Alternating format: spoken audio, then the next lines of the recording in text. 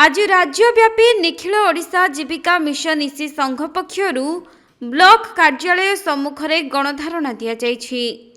सेहीपरि बालेश्वर जिला नीलगिरी ब्लॉक रो 25 गोटी पंचायत एवं नीलगिरी एनएसी रे थिबा इसी माने नीलगिरी जगन्नाथ मंदिर निकटरू एक शोभायात्रा रे बाहरी न्याय्य दाबी हासिल पाई प्लाकार्ड धरी विभिन्न स्लोगान मान देई ब्लॉक कार्यालय सम्मुख में पहुंची विक्षोभ प्रदर्शन करथिले। तेबे सेमाने मुख्यतः 4टी दाबी उपस्थापन करिथिबा बेले ए संपर्क में नीलगिरी वीडियो विक्रम केशरी परिडांक जरिया रे मुख्यमंत्री मोहन चरण माझी उद्देश्य रे एक दाबीपत्र मध्य प्रदान करिसंती।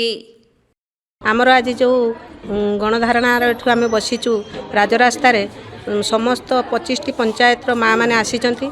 समस्त ईसी भौणी मानकर गोटे कथा गोटे नारा जे आम ईसी भौणी मानकु सरकार पुनी तांको सहित काम करिवार सुजोग दियंतु। जो पुनर्गठन आଳରେ आंब मानकु बाहर करिया पई चेष्टा करचंती ताहा न करी आमे सरकार कत्र अनुरोध करूछु जे 25 वर्ष काल जदि आमे बिना पैसा खटी पारलु आज जेतेबेले 1000-2000 टंका पई सरकार काहेकि पुनी कहउचंती जे हमर गाइडलाइन थिला से गाइडलाइन आगुरु जदि प्रोसेस हेई थांता ताले आमे भी मुंडपाती सही नै थांतु जे हां आर गोटे प्रोसेस अछि आमे भी से प्रोसेस रो बंधा।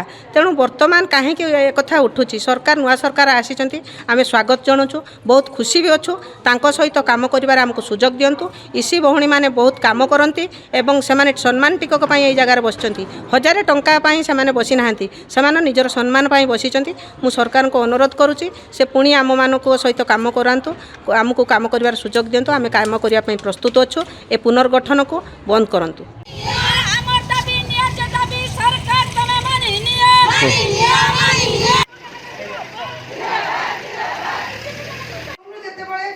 थिला दी वर्ष को जदी करि थाना हमें आराम से फोटो